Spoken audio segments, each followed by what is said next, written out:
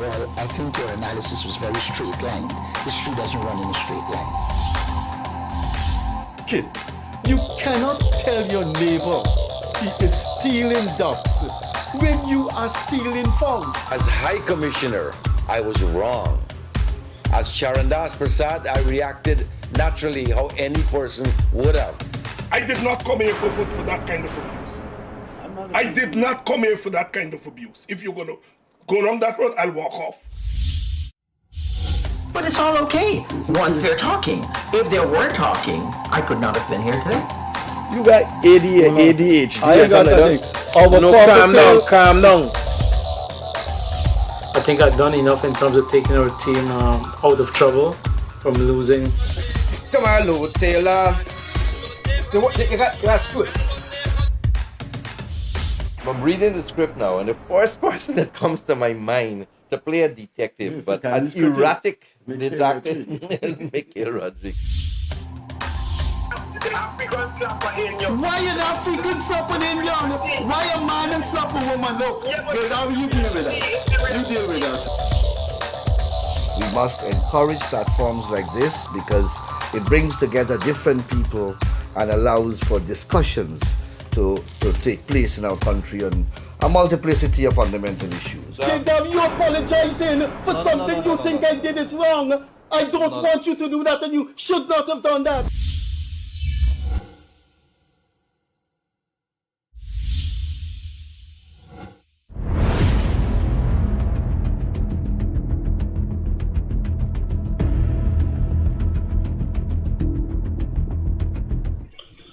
Hi, good evening and welcome once again to the Gildarie Freddie Kissoon show. We coming to you live on Facebook. You can also get it there on YouTube, TV and Daybreak News. Wherever you are, good night, good morning. It's a pleasure as always to come to you, to talk to you, to converse with you. And tonight we are going to be with you 1.5 hours from now till 10 o'clock. And we're going to open the lines in a very short while. I'm going to not be too long. There's a couple of things just that you should know. As usual, Freddie is always say, I have a little thing to talk about. The government, I've taken note that the government has passed legislations with regards to electric motorcycles being treated the same way as any vehicles or motorcycles on the roadway. So with regards to our concerns when it comes to the users of the roadway, you know, we've always used this platform here, Freddie and myself, to encourage you, to beg you to make sure that you take care on the roadways. We're losing too many of our people too fast, too very quickly, and it is something we could ill afford. We love our people. We should, encourage them, take care. When somebody die in a family, especially when it's suddenly and they're the breadwinner, it does not leave that family in a very, very good way. Death always does that, and especially when it's an unnatural death, like an unwanted something, like a traffic accident. We should be there.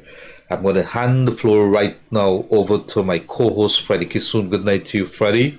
And he's going to do some, he'll give you some of his views. But there's a lot to discuss, including state of journalism in Guyana, the Press Association. Freddie Kissoon. Thank you, Leonard. Good morning, good evening, good afternoon, wherever you are.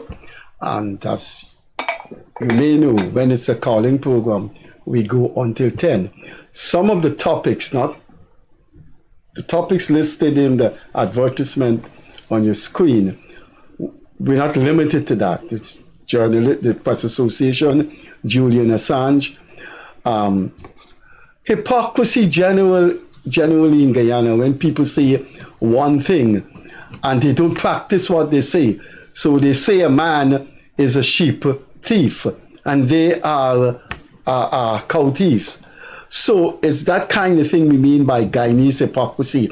And this place is replete with hypocrisy, overbearing. Now, in the calling program, just ask me for examples and I will give you examples that will take us beyond 10 o'clock. Now, one of the reasons we put Julian Assange is because of what transpired between Will Johnson and myself on the Wednesday interview, I did beat my own drum on Wednesday evening unapologetically by telling Ruel that I'm the only person in Guyana that publicly supported against the persecution and prosecution of Julian Assange and called for his release. That man has done service to the democratic value of the world.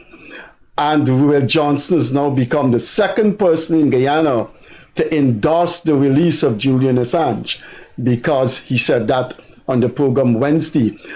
It's looking good for Julian Assange, because one of the United States' most enduring ally, perhaps one of the closest countries to the United States, is Australia. And the Australia Prime Minister and the opposition leader said, enough is enough. It's time to go beyond Julian Assange and leave the man alone.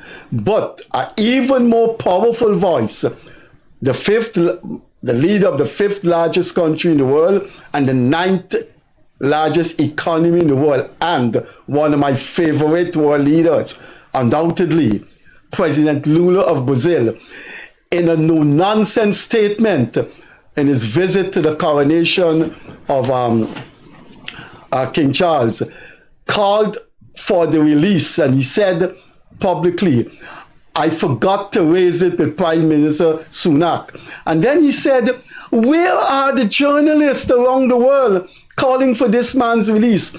You can bet your last dollar, if China or Russia, if Cuba arrest a journalist and charge them for treason, the United States, the EU, and all of them, it will be in the news every day.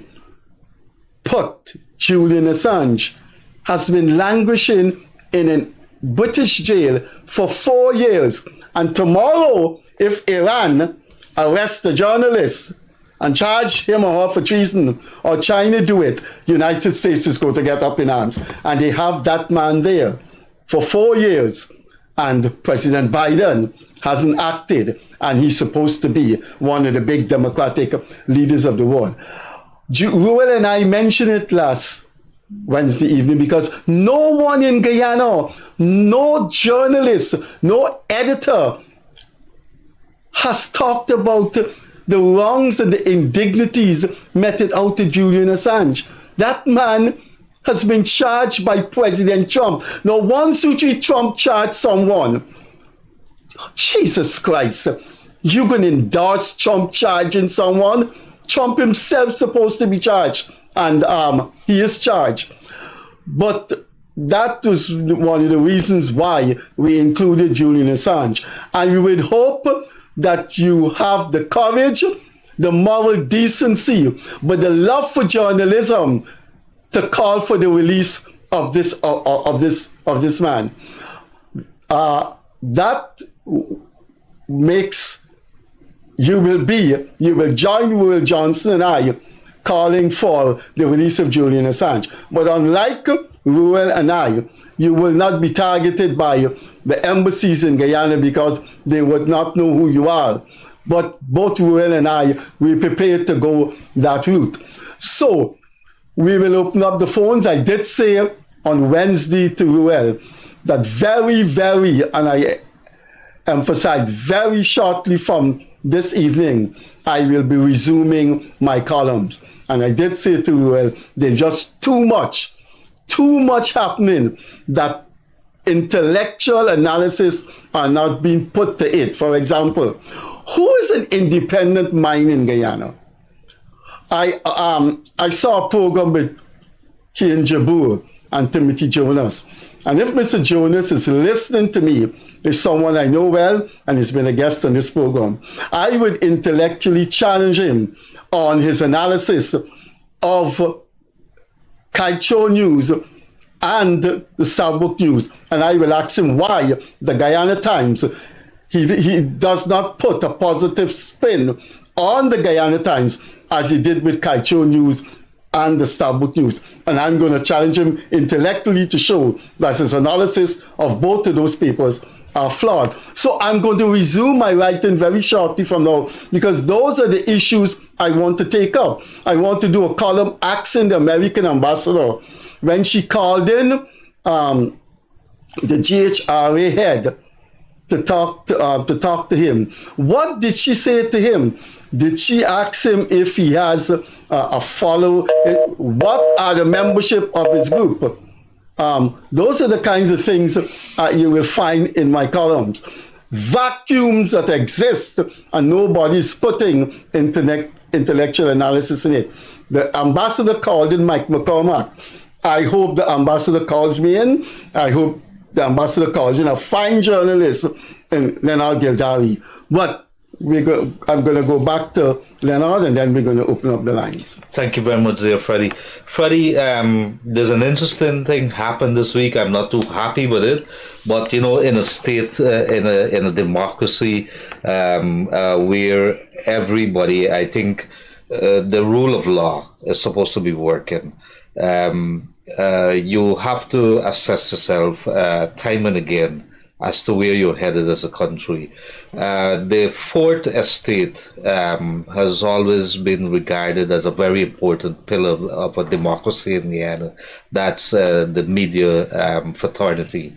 And the media played a very important role in that 2020 fiasco that we had in Guyana for what started out as an election and ended up for so many months that this country was held at bay. Today, this week here, the debaters heated up somewhat. I think it's left a court case by the Michael Rodriguez, also known as a Guyanese critic. It is going to be interesting because you have the Guyana Press Association, which has been regarded as the premier media body in Guyana. And all of a sudden, it is being questioned over an elections. Critic has taken them to court asking, I spoke to him not too long ago, I understand something has been filed, and he is asking why stop the election. Why is it that he's not being allowed to enter or to register as a member so he could be able to participate in the elections or be afforded the benefits that comes to being a member of that body. Timothy Jonas as an attorney at law and somebody who's a social commentator as well. Right. He has in the leadership of a political party. He has raised some fundamental issues in an earlier program too, which I agree with him somewhat. He is saying that as media bodies, the media fraternity in Guyana, he is unhappy that there's a perception, or he believes that there are many media practitioners in Guyana who are openly siding with one political party or another. And we understand that is indeed the case. I try to hold myself above the fray. I mean, as human beings, we all have our own biases. Freddie, you have stated, and I want to put to you as a test case here tonight and put you on the spot here, if you will, because I'm going to ask you before we open the line. You have said, as you could be regarded as a member of the media in Guyana. You've been writing columns almost 30 years now. 34 years. I want to ask you, you've openly said that you support Irfan Ali and what he's doing. Does that make you biased? Could you shed some light on your thoughts on that? Because if you're to criticize and you believe and you openly support a party, could that make you, straight sitting on the fence? I will have to abbreviate my response tremendously because we are getting into the area now of philosophy. We're getting into the area of making, of what are values, what is the human conscience. And I will respond with the first example. I support homosexuality. I have no negative attitude to people who practice LGBTQ plus activities. That's their business. They have a right to practice it without being discriminated. That doesn't mean that I am anti-Muslim, anti-Christian, and anti-Hinduism. Those religions believe in the sanctity of gender separation. Man and woman come together, procreate, and that is the basis of civilization. Now, in the same breath you say someone finds, as Will Johnson said Wednesday, he's an independent man. He said it clear. He has an independent mind, but he thinks President Ali has democratic credentials. The question is, how do you arrive at the neat separation which has ugliness and vulgarity to it? Because someone loses conscience, someone loses their independent mind, because they find the president of their country a democratic person. Out of the window goes your independent mind, your morality. There's only one word to put it. That's complete nonsense. And I think the best example is the homosexual argument that I gave. I am not anti-Muslim. And religious people, Christian people, there's a heavy presence of anti-homosexual attitudes in powerful churches in the United States. So if I support homosexuality, it means I cannot appreciate the good things those religion doing. If that answer doesn't satisfy you, I'll come back with more explanations. Whatever you want. Before we open the lines, and I'm gonna let's discuss this in the end, because I think Neil Marks is one of the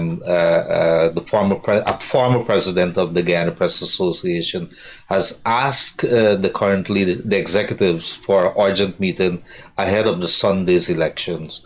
I want to ask you also if you believe that there are independent journalists in Guyana, people that you say, hey, I could look at them, I could listen to them, I could read them.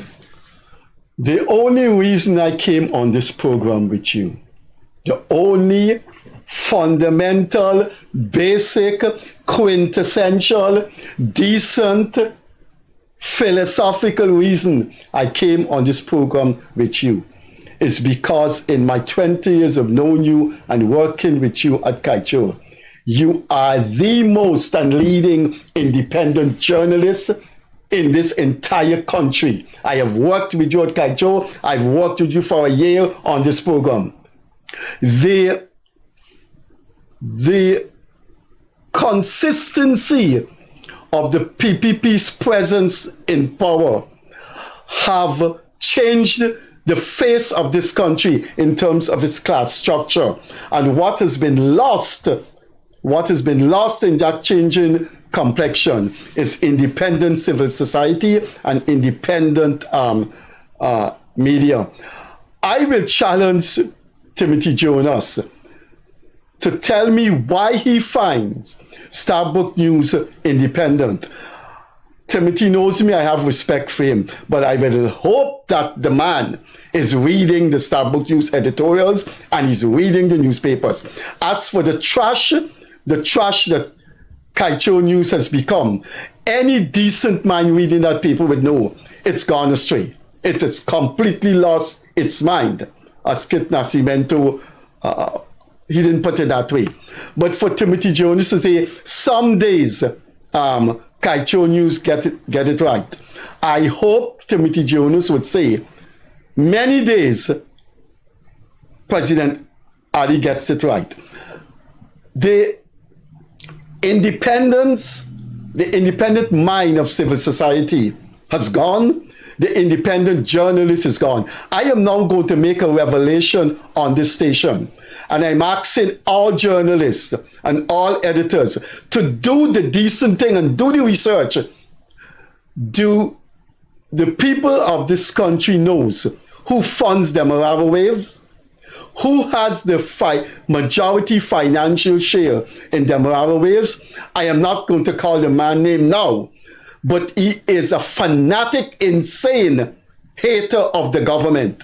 And that man is the majority shareholder of Demerara Waves. Now, tell me what is independent about that. Now, call me. My phone number is 614-5927, and I will tell you who's the major financial contributor to Demerara Waves. And when you hear that name, you know that Demerara Waves cannot possess an ounce of independence, and its vulgarity and ugliness in journalism to say a man like that could own Demerara Waves, and Demerara Waves could still be independent.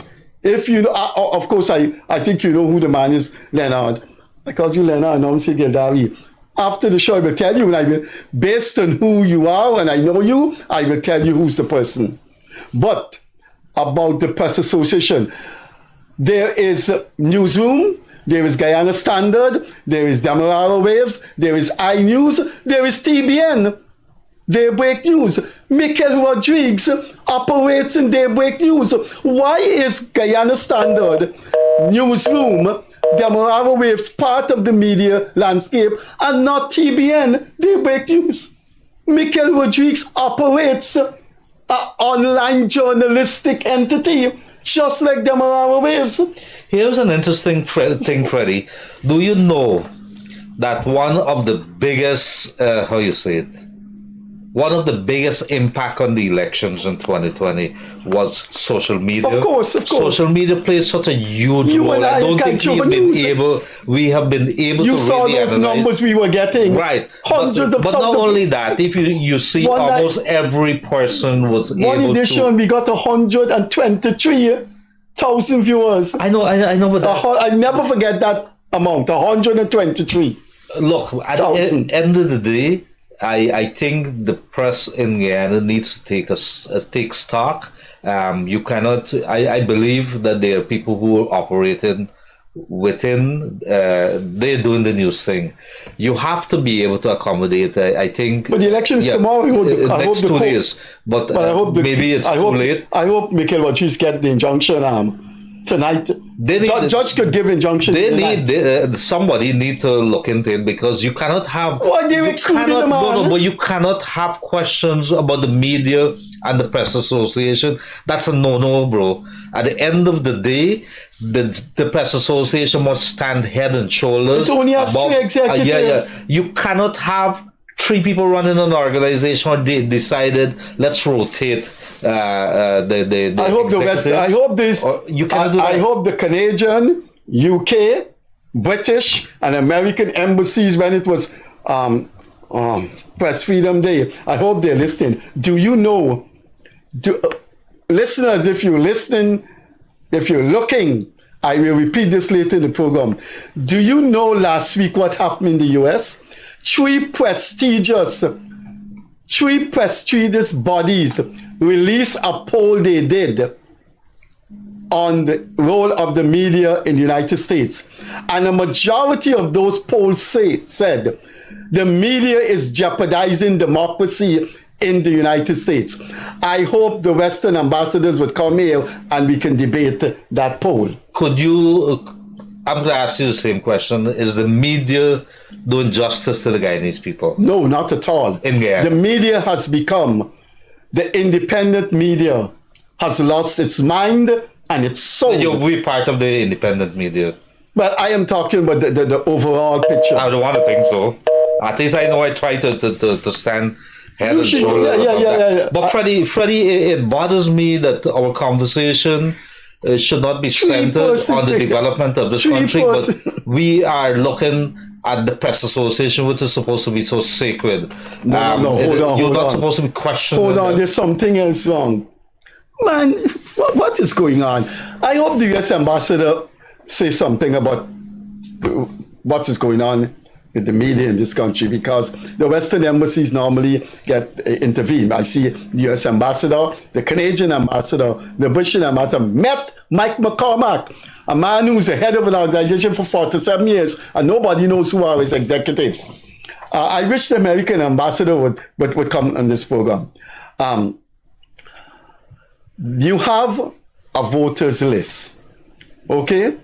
And Neil Marks is saying, he's a contender. He needs to see the voters list. 3 members of the executive who are contesting are saying no. These very people who are contesting the election in different polls saying no. So guess what happens?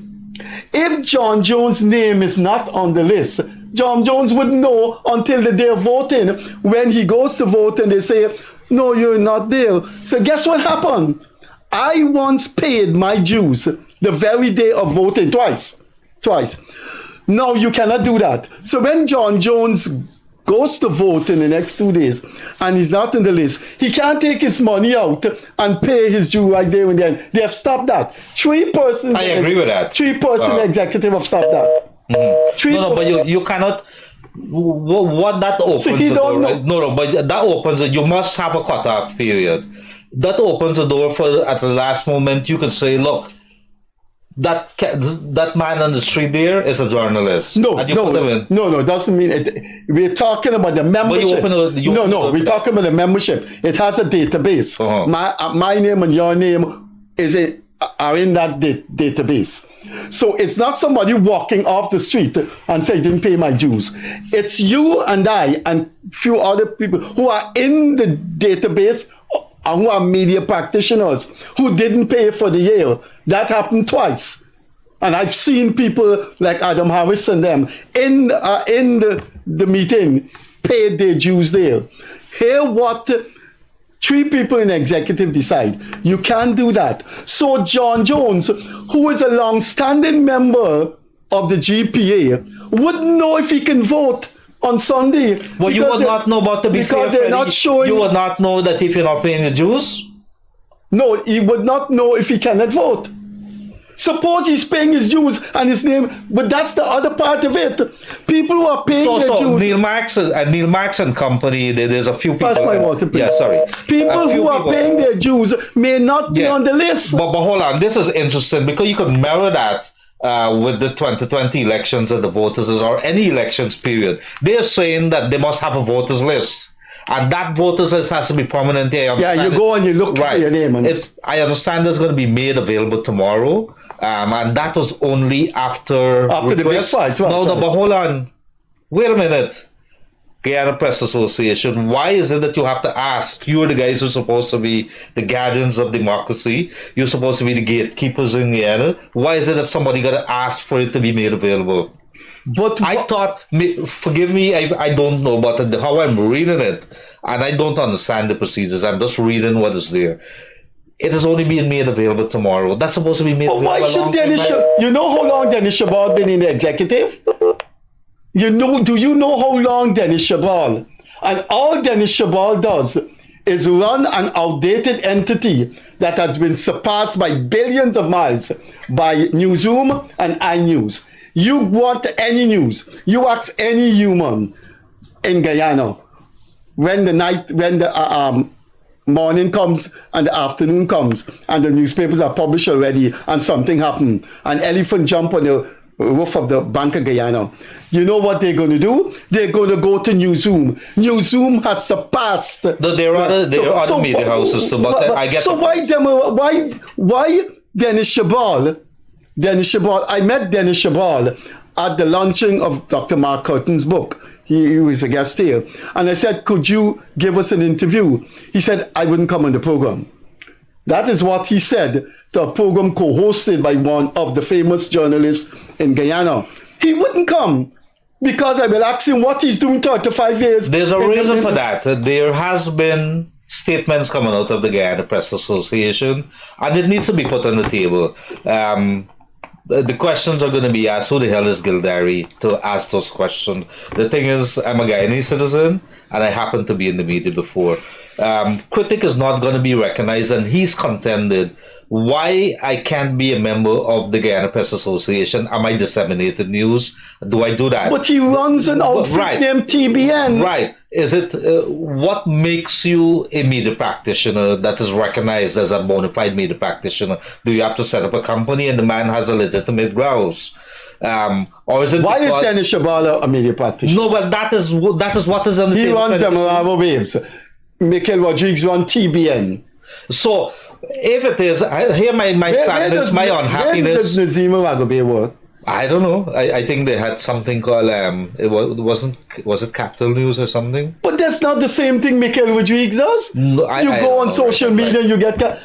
I don't know. But at the end of the day, Guyanese, Freddie, we Guyanese should... at home abroad. Are you listening to this conversation? Right, but Freddie, the sadness that I have in my heart tonight is that we're not talking about the development of this country. We're having a debate as to whether the Guyana Press Association is transparent and why there's no democratic process, because that is what the debate is all about.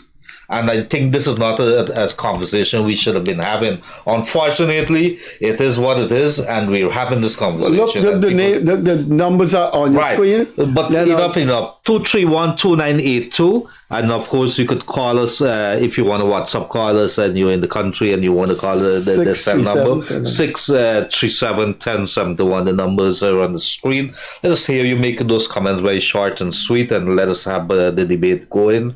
It is a very good time in Guyana for us to talk on things that affect us. Let's go right in. Good evening, caller. Good evening, gentlemen. As usual, very interesting show. I have a comment to make about the press in general over the years. I find that many times they do not focus on what is really important. And right now, the most important economic statistic in Guyana, the most important daily recurring economic statistic in Guyana is the amount of sand trucks that move from the highway in a 24-hour period. The average right now is 4,000 per day. You're between 20 tons to 30 tons. So if you take an average of 25 tons per truck, that's 100,000 tons of sand per day, 365 days a year, right? No one seems to be discussing this, the economic ramifications of this amount of sand per year moving here. Could you imagine? You got to be loaded, you got to be transported. When it reaches the site, you got to be dumped. Then somebody with a wheelbarrow or more than one, we got to come and fetch it somewhere. Somebody got to spade it in. When they reach it, dump it. Other people got to spread it. You know how many thousands of people are working just moving sand in this country? And you can't stop the progress, can you? It's impossible to think. As a government, what do you do? The president also went behind LBI and said there are 2,000 people working in construction, mainly moving sand at the back there, behind guard back. No, we short of material. We short of aggregates. So imagine that. Imagine you have a big market for aggregates and it's short on the market. Yeah. We don't produce more than 20%. Most of it is shipped in. Right. None of these journalists seem to walk on Water Street. You know, So they used to walk near the waterfront. They would have seen within the last 2 months 35 apparently new excavators landed at BK. Well, I mean, they're the old ones that are repainted. That he brought $5 million US, 35 all to go into the quarry. So to aid the brand new German mobile quarrying equipment that he just bought within the last 6 months for $30 million US. This is no government money. This is private money of somebody. Right. It has spin-off economic impact. Freddie, want to ask you a question? So, you know why they're not writing about that? They have an obsession with what Ali does, with what Jack Dio does, with what Nandlal does. What our journalists do, they wake up every morning and look under their beds. You know, in the 60s, we used to say those American policymakers get up every morning. They was during the Cold War, and they look under their bed for communists. Our so-called independent journalists get up every morning and look under their bed to see what Ashni Singh and Irfan Ali doing. They're not looking at what you were talking about, because what you were talking about is against or eats into their political agenda. Ralph Ramkaran said it best. that civil society don't look into the things that concern us. But there's so many beautiful stories. But you have made a very, very good point there, sir. And I think it's taken. It really hurts me. So many stories we could tell. The little vendor who's been selling our egg barley for years, looking after children, sending them to university. The coca attendant who's been doing it year after year. We don't pay attention to them. So many other stories out there that we could be telling the people. But guess what? Laziness. And every day now, Walton around out there early in the morning with a set of people cleaning garbage daily. Thank you. You see that man? Hold on. You still there? Yes. That man, Walton Ryan. There are two guys that should be given national awards in the next round. That's Walton Ryan, that man was, and the guy in charge of lights and traffic lights and lights on the street. His name is Sugim. Those two people work morning to night. Yeah, I know Walton Ryan. All right, thank you for coming through this, sir. Thanks. Bye-bye. Let's take this call. Good evening, caller. Hello, good night, sorry. Good night, sir. Go right ahead. Okay, I have two problems. One is Jarshon Hospital. That millions of dollars is being spent on Jarshon Hospital. Just lower the volume. Right, you go ahead, Freddie. You go ahead, sir. Yeah. I spoke to you about 2 weeks back at the place of Fuller Moripolia. Yes, I remember. Yeah, good. Okay. Now, I'm supposed to be getting a surgery at Jarshon Hospital, eye surgery, laser. Since in February, the 21st of February, they called me one day before the surgery and they told me that the machine is not working. So, okay. Now they gave me a date in April the 22nd. When I went there, they told me that it's still not working. So they gave me a date for the 2nd of May. I went there the 2nd of May, put in my card, they tell me to listen to my name. I wait about an hour and a half. Then they call up the person for the eye surgery. So it was about 10 to 15 of us. So the guy tell us that the machine is not working. Right? That is number one. And they have to send it outside because they have warranty on the machine. So that they can't look after it because they have personnel here, but they can't look after it. And he will advise us if we can go to private hospital and do the eye surgery. So I told him, if the government can give us the money to go there because we have a lot of money floating around, that we will be happy to do that because most of the people who've been there was old people. Right? Now, just imagine, they called you the first time and they never called you back. You have to wake up early morning, go there, hand in your card, and then they will tell you. That's number one. Number two, I called the Minister for Health and I spoke to the Secretary about the story. The second time.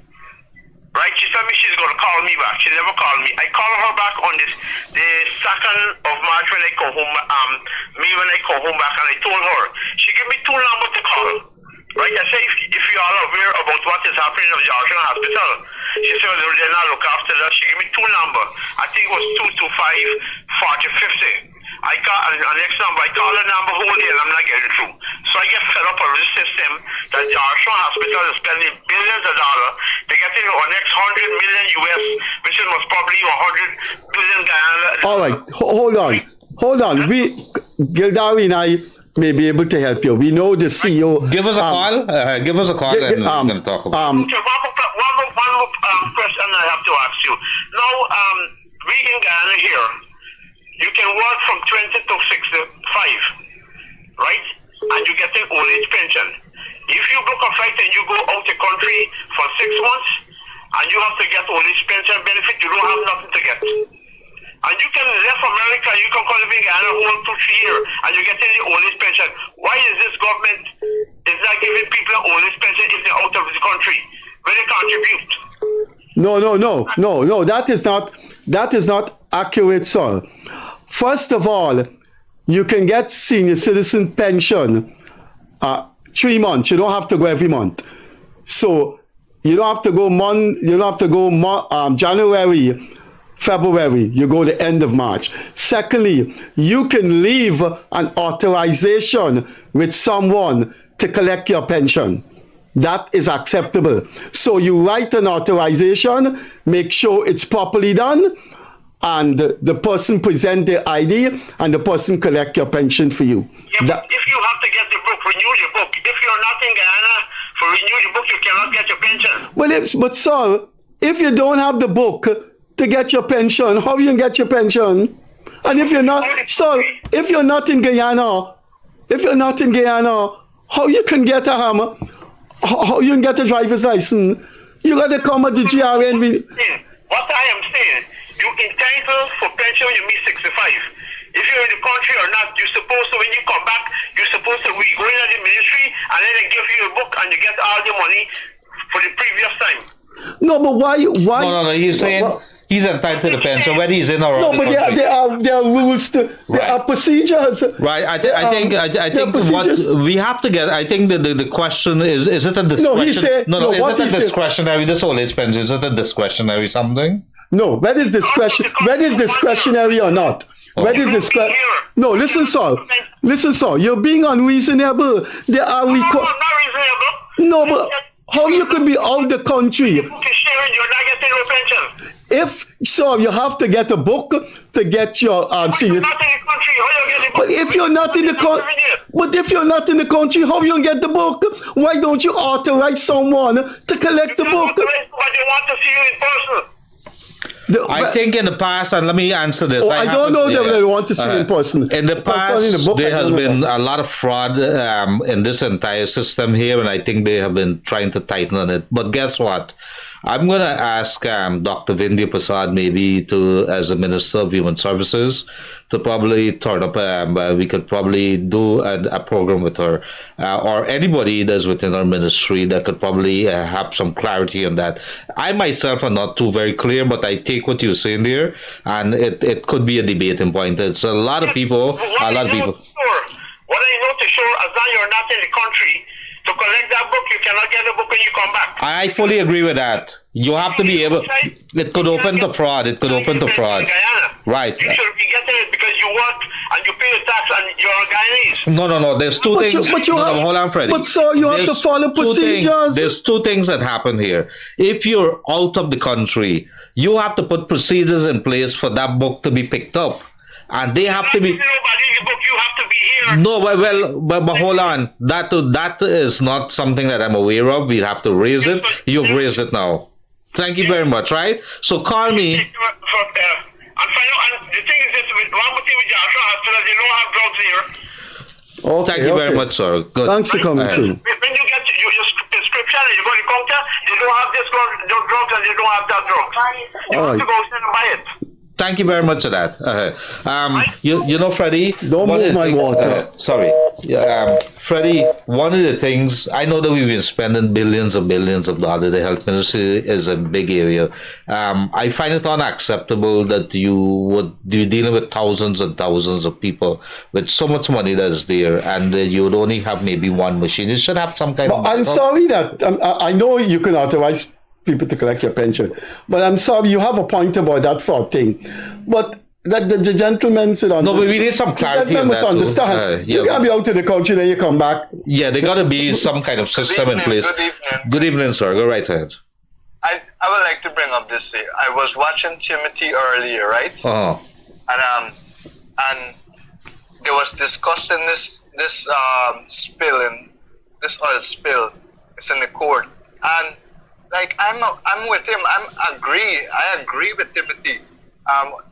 It comes strange that the government is not agreeing with what it should agree with, because right now it have oil rigs offshore spilling out of control, messing up countries' marine life. Mm-hmm. And we gotta. What do you think about that? What's your thought about it? Your thing? Sorry, you want to say that one? Yeah. Well. First of all, and is he still on the line? Yeah, I think he's listening. Yes. First of all, I believe the major trust of people who have taken a position on the oil contract, the oil spill, are people with a political agenda. I have no question about that in my mind. I have no question that if it was an APNU government, you would not have all these court cases. I know some of the players. And I know some of these players are anti-PPP, and there are a lot of mulatto, Creole class people in this thing that are anti-Indian too. Now, don't look at the surface. If you look at the surface, you're not going to find the answer to politics, to sociology in this country. You have to do class analysis. One of the men who took that case to court, I know him. He was one time part of Transparency Institute in Guyana. And he was working at UG, and no one could have found out, no one, even the Council of University that employs the Vice Chancellor, could have ascertained the Vice Chancellor's salary.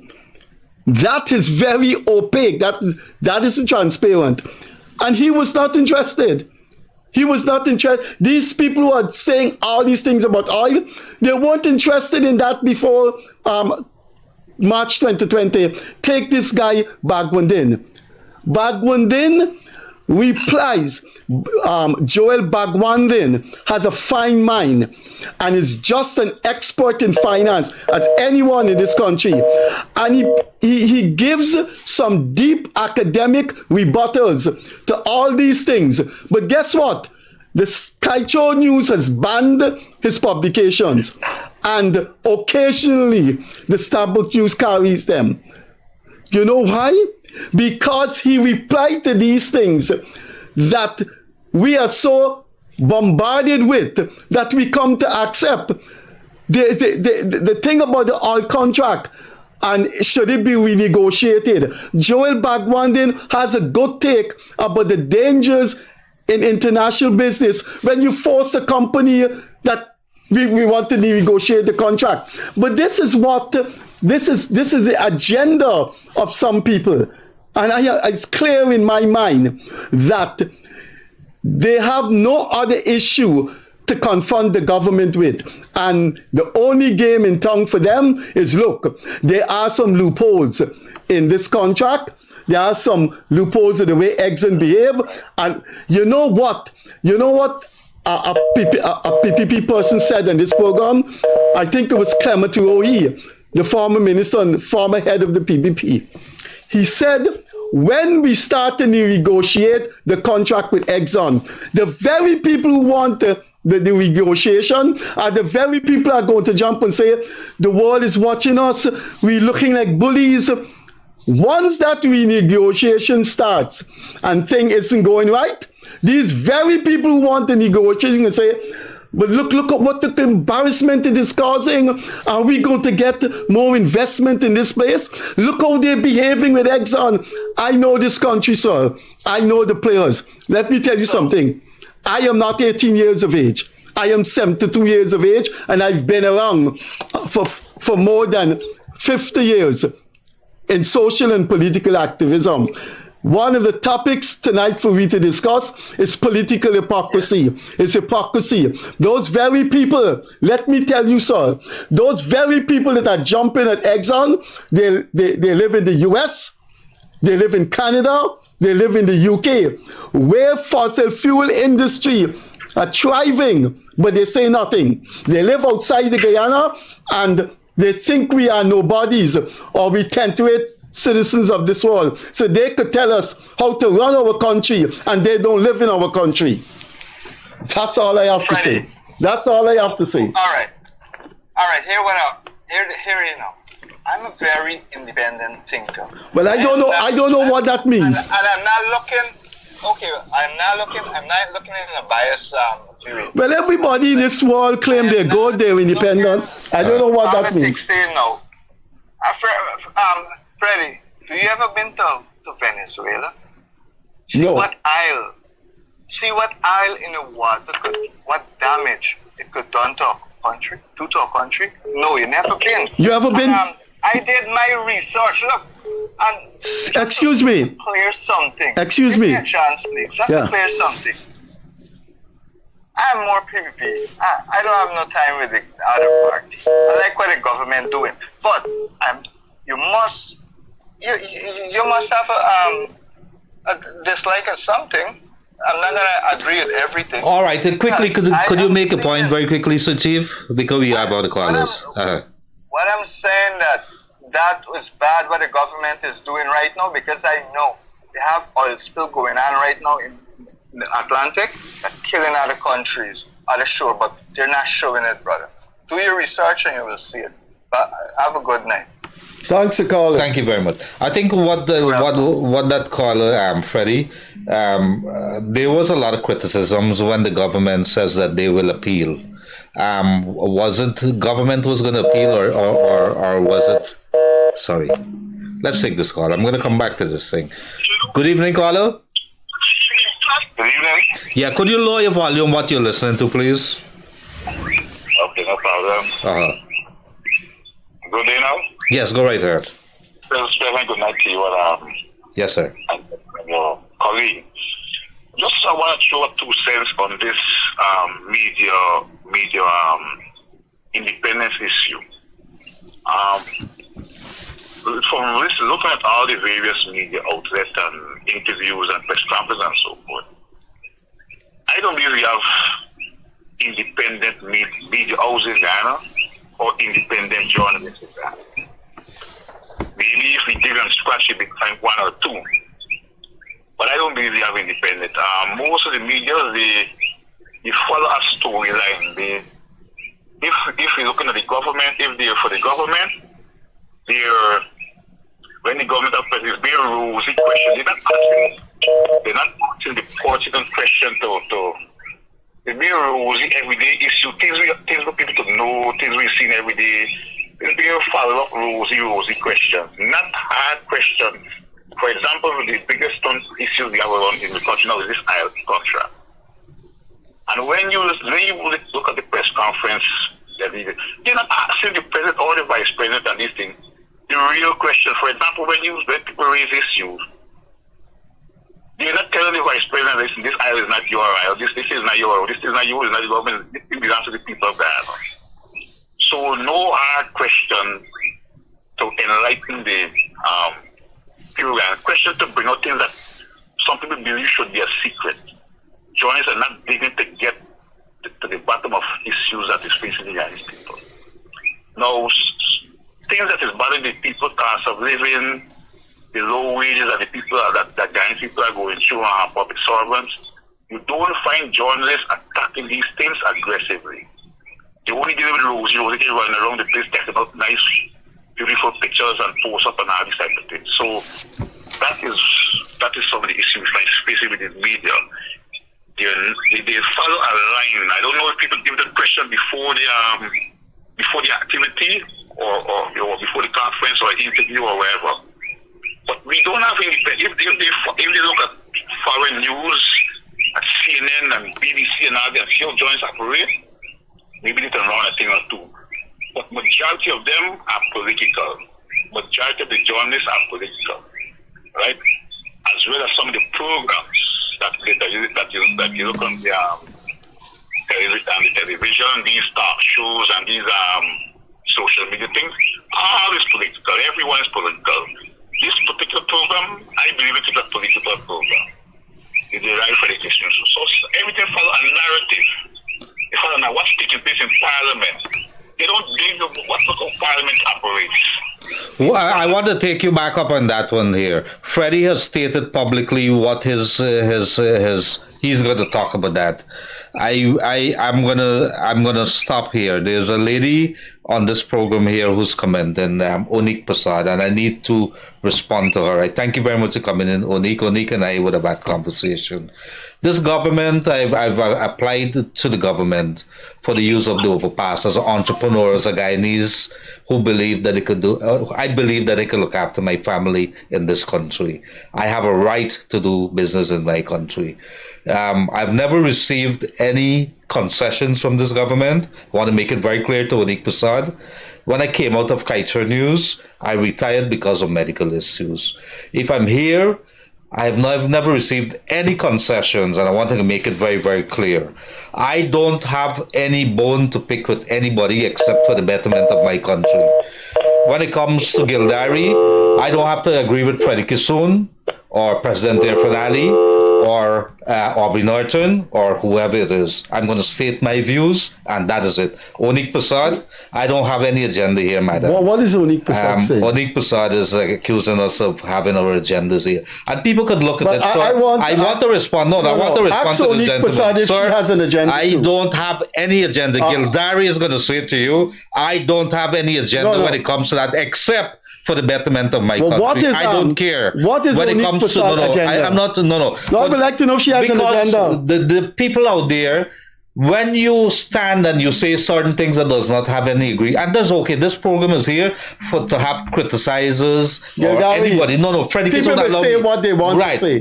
You're allowed to do that, but I want to make it very, very clear. And let's open the debate. Should we as a people be bandwagonists and jump on a wagon because Glenn Lal and company believes that the oil deal is wrong? Should I jump on the bandwagon with Finale or with Aubrey Norton? I want to ask Onik. Why can't we as a people... She's listened to the program? I think she is. And that's okay. Onik has a right to do that. But we also have a right to make it very clear that we don't have to disagree. We don't have to agree with anybody. We could state our thing and you could disagree. But when we go into personal attack, as if Gildarie receive any concession, make it very clear. I don't receive a cent of concessions from this government. I've never received. I applied like any other Guyanese, and if you have a business in Guyana and you believe you have a passport, you could ask the government for whatever it is that belongs to you. You could register a business and do what I did in Guyana and fought for it. I've not received a salary from my company. No. Freddie, allow me to do it. I want to know if she has an agenda. People in Guyana believe that because you open and you say, look, I like what their finale is doing. It doesn't because I say I like what their finale is doing, it means that I agree with everything that he's doing or I endorse and I'm going to vote for him. I have a right. Freddie Kissoon has a right. Onik Prasad has a right as well to endorse anything or to criticize anybody in this country. But when we go down the personal route, because Gildarie, you could criticize Glenn Lal, but Glenn Lal has a right to do what he has to do there too. Is he going to get a following? He does crazy things. Does he have the following? I don't know. But I am going to be here to stand up and say to you that I'm going to be one to defend Glenn Lal's right, his democratic right to say what he wants. I'm going to be the one. Hold on. I'm going to be one to defend Freddie Kissoon as well. But it is, I hope you got my point. Onik Prasad is looking to this program. If she's looking at this program, could she call my cell at 614-5927 and discuss with me if she thinks the Staff Book News has an agenda? I would like, if Gildarie has an agenda. I want to make it very clear. I've never received anything from government and I don't intend to. Who has an agenda? Who doesn't have an agenda? I don't. I wonder if Onik Prasad could tell. But Freddie, this thing, I hold it very, very dear. When I come to this program, I'm not being paid. No. I want to make it clear when it comes to the Gildarie Freddie Kissoon show, I'm not being paid by anybody, period. I do this 2 times a week, free. I jump in my vehicle, I spend 4 hours, and I come here because I want to give the people a voice. I want to say something. And it isn't that I'm upset that we can't criticize. I'm upset that we don't have the tolerance to allow our Mati in Guyana, or countrymen or countrywomen in Guyana, to have a different view, to have an independent view. I want to say something now. Since I was young, very young, I learned that there are people who are going to dislike you for their own reason. There are people who are going to say things against you, and there are people who are going to say nice things to you. People are going to say your shirt look terrible. You look like a monkey in that shirt, and someone's going to say that shirt is nice. That is life. And the very minute you see these comments and you take them seriously and you say, oh my God, I'm not going to wear a pink shirt anymore, you're going to lose your mind. Don't let it doesn't. Let them make their comments. It doesn't stop me from clearing the air and make it very clear that I want to believe, and I know in my heart that I'm independent. That I'm a good citizen of this country, and I try to do my best for this country. It's never going to be perfect, but guess what? We try to give it our best shot. Thank you very much for coming through there, sir. I don't believe you're a good citizen. I know you have plenty faults. Good evening, caller. Sorry about that, Rand. Hey, good luck. Yes, go right ahead. Leonard? Yes, it is. Go right ahead. Yes, sir. What I hear about all these bullshit, what these guys talking about this art, as the government rightly said, take the implication that if Exxon decide to shut down operation, okay, I'm pissed off. No foreign investment back to Guyana, and we gone 50 years back into the pits, and everybody getting all the benefits there. Everything now going to be rosy-dosy to everybody.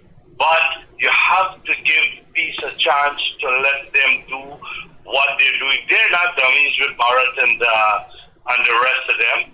All these people are negative in the days. Look back and where we came from and where we're heading. Give the people a chance to do what they got to do. Don't go off the line. Don't go off the line. Are you there? Yes, I'm here. Don't go off the line. Right. Some of them wrote a letter on November the 18th to the Kaicho in the Starbuck News. These are people with, there's no word to describe the minds of these people. There was a letter. Let me help you with that one. I am in Canada, and the words Alsan that reproduce in Alberta, that's the Alsan. They got ponds and ponds. They got to put machines to keep the board away in Alberta.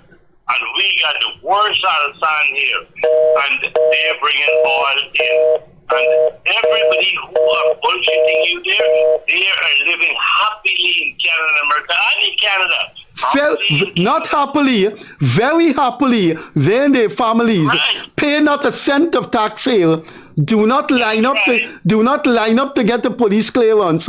Live very happily there, and do not contribute 1 cent to this country.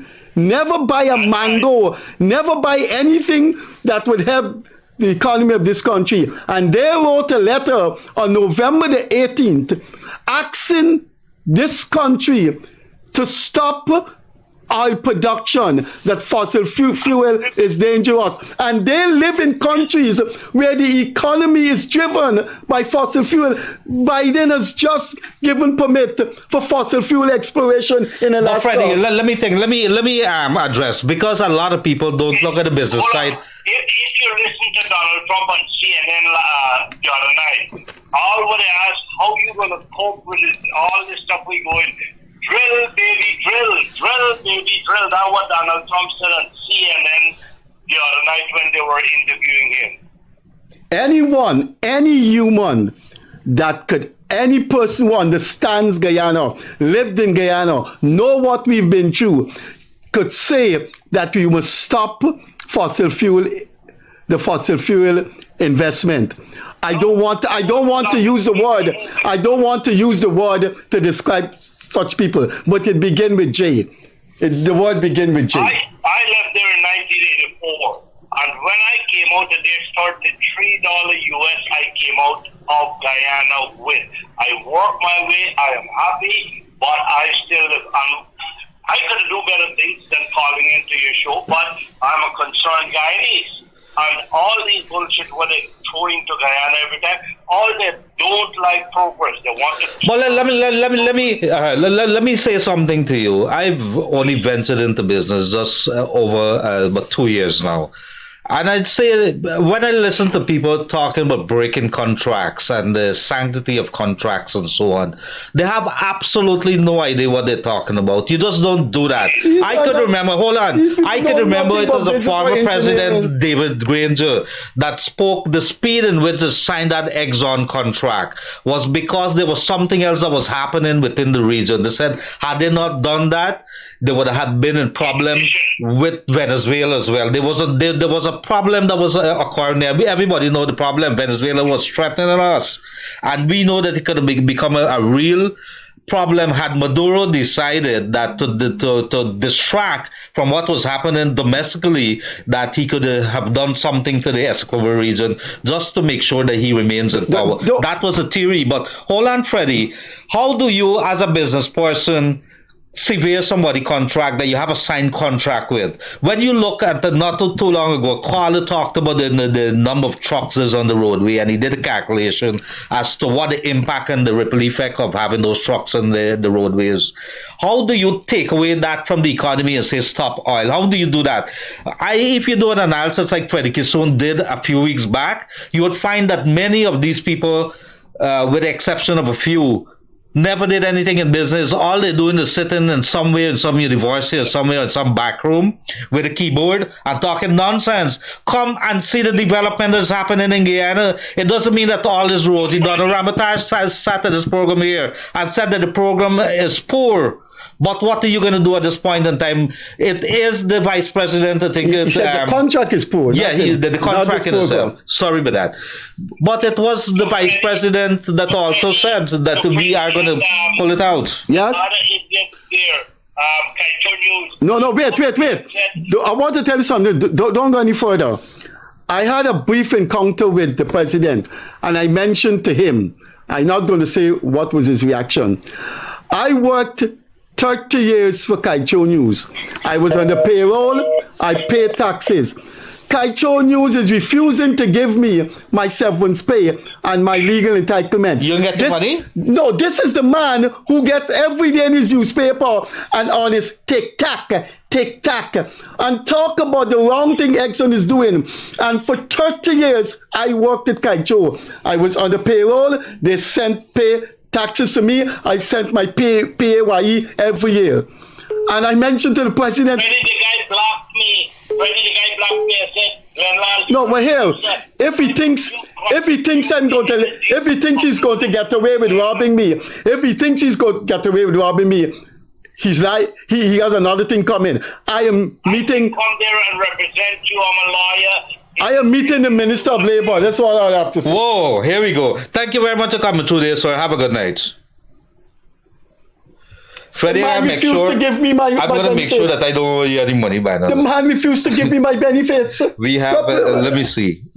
Look, and it really hurts my heart, and I said it earlier, Freddie. 30 years I worked. We can be talking about the development of this country. We could be doing an analysis as to what the oil has been doing here. Let's look at something just as simple as building a house. Before you get a mortgage from the bank, you got to pay somebody who's going to do that plan.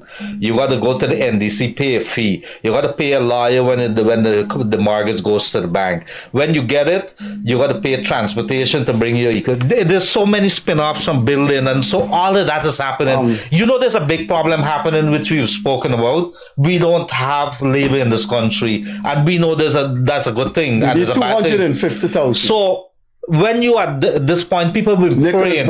Trinidad is coming here to get work. People in Guyana, we don't have enough people here. But are we in a good position? I want to speak now to Christopher Ram, Yog Mahadio, Melinda Janki. Those are people every day writing letters saying the wrong things the government are doing. They're very close to Mr. Glenn Lal. His closest friend is a guy named GHK Lal that writes a letter every day in the Starbuck and the Kaicho News. And I want them to know Mr. Lal is refusing to pay me my benefits. The words he used. So let's hear what Christopher Ram, Yog Mahadio, Melinda Janki, and the man who says he's a Catholic, GHK Lal, who sits in Lal's office every day. But it is Barjagdeo, the Vice President Barjagdeo, who said that they have been using a lot of back channels to claw back or to get a lot of benefit, things that was not envisioned. It wasn't this government, and people fail to realize that it was not this. I'm not defending this government, but it's a fact. This PPP came in and met a contract that's already signed. Do you take this contract and throw it through the window into the garbage? But do you But the know who the production would have people are started. saying these things? But I None don't- of them have training you- in look, business, Freddie in Kissoon, engineering. if you're not a and they're business person- anti-government. Yeah, if you're not a they have business an person, agenda. I understand because I paid some prices in my ignorance with not understanding what a contract is all about. So if you understand that, then you understand there's ways that you could maneuver around a contract to get still what you want. But you would tell and Glenn not saying this and yeah, refuse but you to would give tell me my benefits. Exxon with so many things happening in Guyana, you could say let's take this and then hope that we're gonna get that. You take them to court now, what happens? You want a mighty America come down on us and close it down? I want my benefits. Well, you can't talk to me with that. You gotta go to the Ministry of Labor. Folks, we got a couple minutes. 231-2982. Let those calls come in. Tonight was a views out night. Let us see 637-1071. But 20 minutes more. Yeah. Let's just see those calls coming through. Let's talk about the development of this country. Let's talk about whether our media is doing their job. I'm trying here. We're going to have our biasness coming through from time to time. I try because I criticize everybody. I criticize the opposition for doing a piss poor job.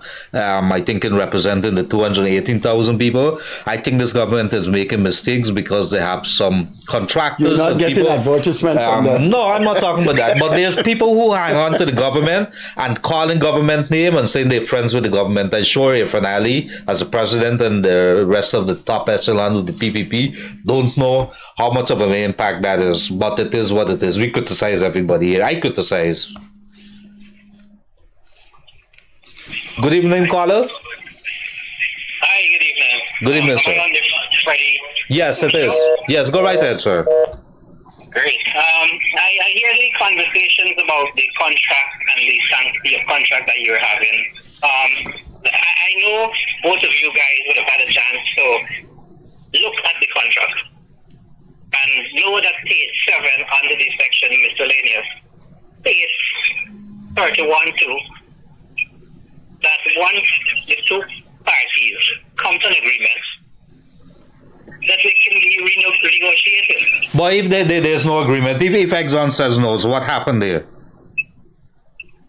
Exxon can say no. But you know what? The people of Guyana can have an answer. And this has been one of the positions and suggestions that I have always had. We are having local government elections very soon. We're having general elections in 2025.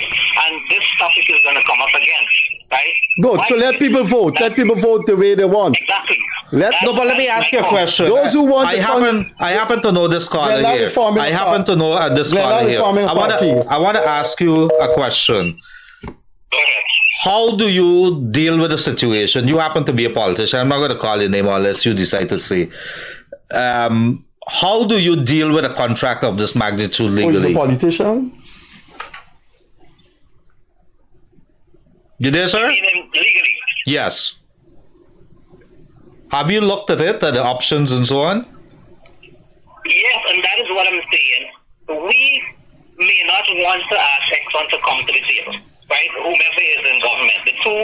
Both parties who were in government have proven this. They haven't asked Exxon to come to the table.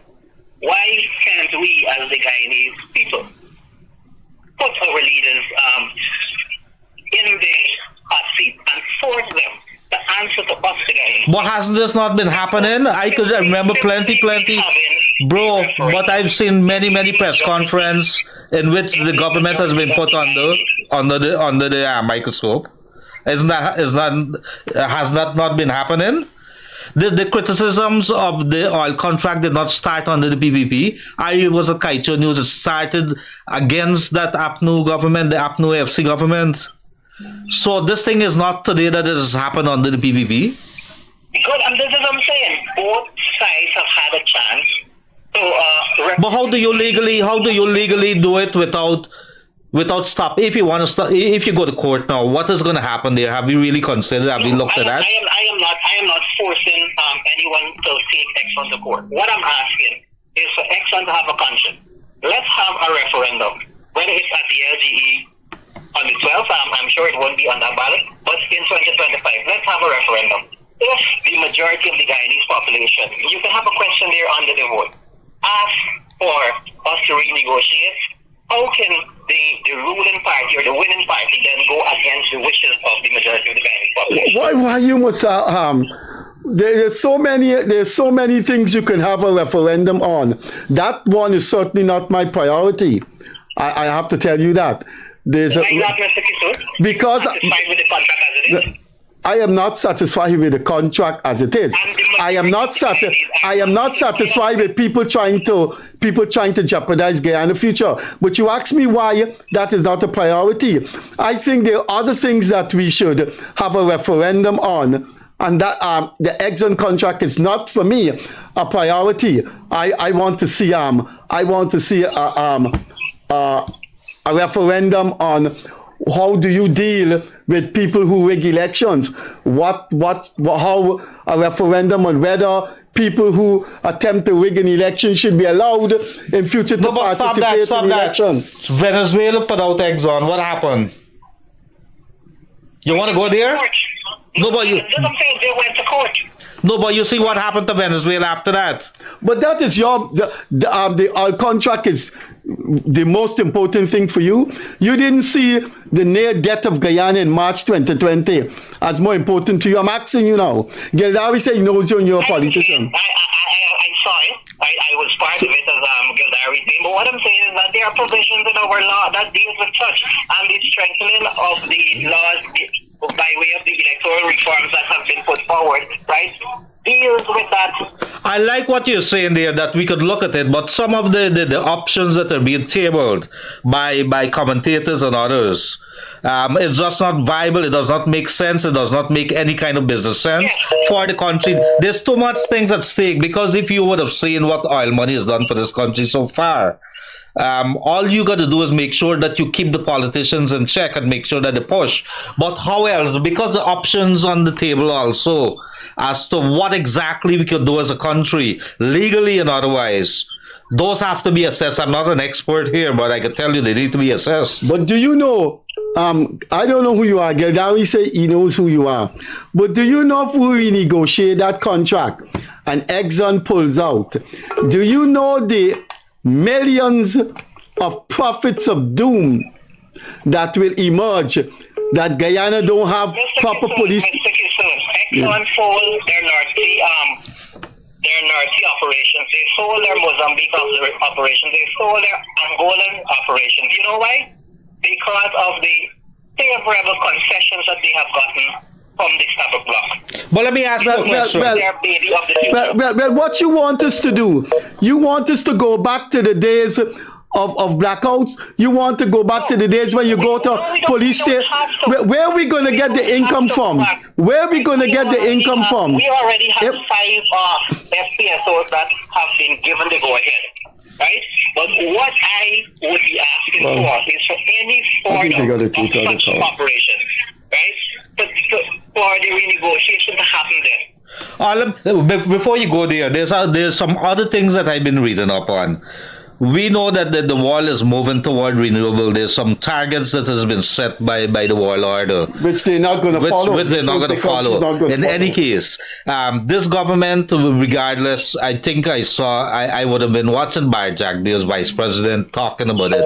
One of the things that they have decided is try to capitalize on that. Let's assume that the world force you to go to renewable and meet those targets very quickly. Then you're going to see that the price of oil is going to drop. We know that it's not going to happen. But do you take the chance of not capitalize on what you have right now? Or do you leave it and hope that the next 20 generations that's going to come, that they're going to benefit from it? What do you do? I am saying the very people. Well, we got to take other counsel.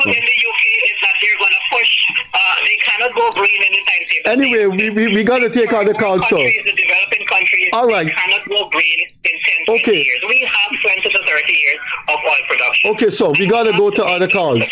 We got to go to other calls. Thank you, but you've raised some very pertinent points, and I appreciate that very much. Thank you very much. Thank you very much. Take care, Freddie, and take care, Mr. Gildarie. Thank you, sir. Bye-bye. So we must invite that politician, and you said you know who. Yes. Freddie, I think I'm going to have to start A political party like Glenlal? No. But you know, Glenlal, they said it's you could put an party. application. You could have put an application of business into this entire thing and look at it from that perspective. Good evening, caller. Good evening. Yes, sir. Brother Gildarie and Brother Freddie, there are ways in which you can approach Edson to get a better deal. A clawback. Guyanese cannot sit down and say that this is a good one. Nobody says that. We can't go. My came in the 90s and we are the goal and Guyana still the goal. If you are true Guyanese and you're a patriot, it cannot be satisfied with the country. But that nobody has said that. No. But you use hold on. No, using words that need clarification. Who's a patriot? Some of the most unpatriotic people in this country say they're patriots. When you are Trust me. doing everything different things, let's take on the subject. I don't want even to put class and. Well, I want to talk about that. Why if you want to talk on oil, so be it. But I think there are much more important things to talk about. Make a point, sir. Make a point. Sir, Brother Gildarie, did anybody in the government or any Guyanese people, I'm not talking about overseas people, there are many Guyanese right here who are not pleased with this country, approach Edson to sit at the table and discuss this thing? Did anybody do it? I know Edson know that they were radio. I know Edson know that they were radio. Anybody approach these people to sit at the, I believe Edson is going to sit at the table with us to discuss for the Guyanese people to have a better deal. Let me ask you a question. The government got to give permits, right, for these different developments that they're having. Am I correct? Let me get you again. You would agree that the government is the one that has to, or its authorities are the ones that has to grant the permit. Right. So if it is that they have to grant it, and don't you believe that they would have exercised those options that are available at the table to say, look, very quietly, or whatever it, if you want to do it publicly, I would have, as government, been utilizing those opportunities. Is the government obligated, or are they committed to making what are some of those concessions that they would have been able to get out of Exxon? I don't want to believe that this government would not have been utilizing the options that are on the table. You think so? With a barjack deal sitting down there? Government is working for the people. Not the other way around. The government is supposed to be working with the people. The government is supposed to be doing what the people want. What the nation wants, that's what the government does. The government don't do what they want as they please. Government is supposed to be working for the people of Ghana. The government is working with the people. The government is a servant to the people. The people, the nation is in charge. That's what it's supposed to be. So who says who decides that the government is not working in the interest of the people? Where is the evidence that who decides that? So we approached Edson and they said they're not doing nothing. The government don't say nothing about it. They tell the nation. So for the past 2 years, people crying for this thing. The government engaged the people and say, listen, we are going to approach Edson as we are one, and let's see what will be the response. Did that happen? But how do you know? No one has ever the government, the people just throw back and say it can't be just it can't be. Who say it can't be negotiate? Well, why you think it could be? Why you think it could be easily negotiated? What business experience you have in international business? How foreign companies? No, tell me. You making a statement that you know it could be renegotiated. What expertise you have? People are contented. The vast majority of Ghanaians are not contented with the contract. And you speak for them. A few rich people are contented with what they get because they reap some benefits at the moment. You cast a vote in Ghana now, do a referendum and see how many people agree with the contract and how many people want to negotiate and how many people satisfied with it. You know, in a referendum, you have people. A couple of people this I will them alone. No, this I belongs to the people Ghana. This I belongs to 10 people or 5 people in the private sector. Why you think it's only a few rich people benefit? So in every oil economy, at the moment they're contented and they're abusing those people who try to get something better. They are against people who try to get something better. Thanks for all right, thank you very much. I will take note of the points that you've made there, and I think all recommendations, and I hope that the government is listening to what the people say. Thank you very much for coming through there. I think we could take one last call very quickly. Yes. Good evening, caller. No, we have time. 8 more minutes. Yes, good evening, caller. I think we lost that one there. Freddie, but 6 minutes remaining. Let's see what happens. Good evening, caller. Good night, Mr. Gildarie. Good night. I'm listening to your show all night. And we're making some good points, right? But I want to make this, you're calling these people, not haters. These people that you are talking about who writing and saying all these things, they're haters. Simply haters. Listen to me. Glenn Lal, on his show yesterday, after the reading of the judge passing on the case and stuff like that, Glenn Lal said last night that we must take off. We have to the judge because the judge this and everything. The judge do everything right for Guyanese. I would want to agree with that. But you know what Glenn Lal said? He said after that, he said, it's good the judge said it, look after the case like that. If we get the oil spill, then Glenn Lal turn around in the same voice and say, let me take that back. Not if we get the oil spill, when we get the oil spill. Glenn Lal is a cross. Glenn Lal glad for we get the oil spill so he could write nonsense in the paper every day and make money. He's a cross. A lot of them is cross. The one guy, and he's still walking mud. All right, sir. All right. We got to take another call. Good. Thanks for coming through. Thank you very much, dear sir. Good. I'm Robert. All right. Thanks for coming through. Yeah. Freddie, I think all that has been said. I would love to the topic to shift tonight. That wasn't our topic. Good evening, caller. Hello. Good evening. Yes, good evening, sir. Hello. Yes, go right ahead, sir. I think probably this is the second time I'm calling on this program. Yes, sir. I think we had came to this agreement already because I saw Barra Jagdeo and Glenn Lal was in a press conference probably 2 years ago. Oh God, oil again. When Barra Jagdeo tell him that the contract was signed by Exxon, there was no clause that left open that they could to go back to the drawing board to get some kind of reduction of the of our deal. Yes. Go ahead. Yeah, I think he had made that clear that the next bidding that will go on, they will change this contract that they signed there. They will get some different agreement. That the contract that they were signed before under the previous government, there was no call left open that they could reorganize or go back to the drawing board to get some more of the aisle. I get your point. What you're saying, and I think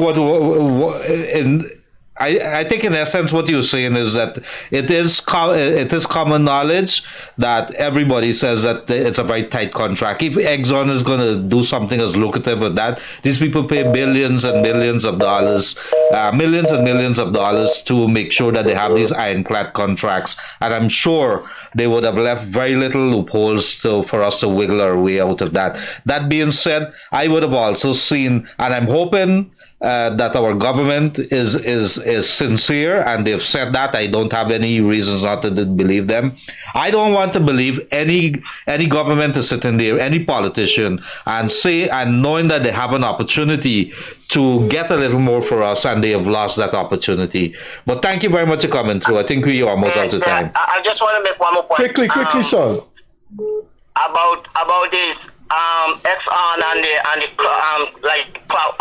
flapping the oil system in our country. As a businessman, I know if the contract signed and we are the one who try to break it, we have to pay a compensation. There's always penalties, a lot of penalties. Okay, you only have to look at the Venezuela. The Venezuela situation is I know we're going to take lash for this, but guess what? Let them come and put options on the table that is going to see how you could do it. Bring the lawyers and let us talk about it. Because we're gonna lose all our investments. No, the people are talking the side of the mouth and they don't understand what they're saying. They don't understand. As a businessman, I did some contract already. I'm not living in Guyana, I'm living overseas, but I did already contracts, and people break contracts, and I gain a lot of money off of it because of the contract that they signed.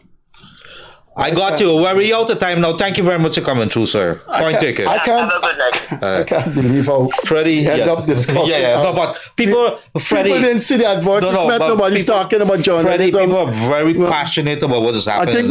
I think we should have told the viewers that we'd like to hear some comments on our anyway.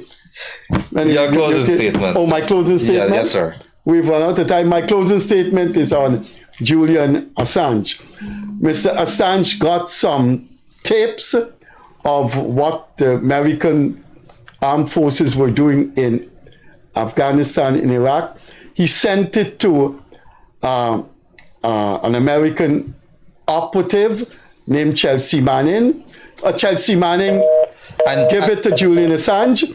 And Mr. Assange publicized what was going on with the war in Iraq.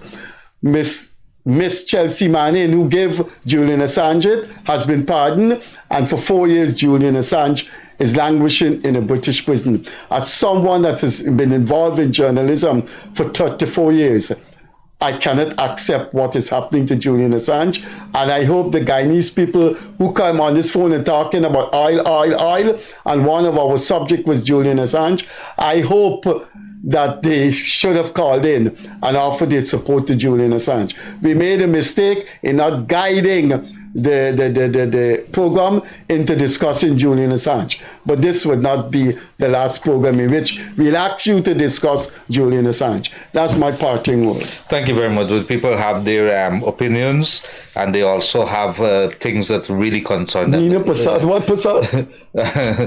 What Prasad is her name? Left Onik Prasad. She Prasad. has her opinions. She has an agenda, though? I don't know if they have an agenda, but I know Gildarie has one agenda. That's simple: the betterment of Guyana. I want as Gildarie to make sure that I play my role to develop this country. I'm not going to be dissuaded from that. I'm not going to be sidetracked from that. It has been a pleasure. I am more patriotic than you, Gildarie. You make your money. I make your cent. I work very hard, Freddie Kissoon, 6-7 Well, days I want to work hard for some money, but I could probably invite you to climb some of those towers that we have. Ladies and gentlemen, it's been a pleasure. It's always good to have these conversations. I don't have all the answers, neither do Freddie, and we could continue to have discussions, deep discussions as to what is good for this country. And I think somewhere along the line, I pray that we find those answers, find those solutions that is going to take us to the next level. We have the opportunity. As the cricketing commentators would say, we have this game to lose. It is our game. At the very 11th hour, we could throw it away at the very last moment. We have to think very carefully, hold our politicians accountable, and make sure that, and when I say politicians on all sides of the divide, that they have to do the correct thing, and we have to be tolerant of our people too, to independent views. We have to hold our journalists to the highest standard. We're not going to be perfect, but guess what? We are in a better place, and we should take opportunities, the opportunities that come along the way, and make use of it. We cannot allow ourselves to fall on the wayside for our sake, for our children's sake, and the generations to come. Good night, wherever you are. Stay safe. On behalf of myself and Freddie Kissoon of the Gildarie Freddie Kissoon Show, enjoy your weekend.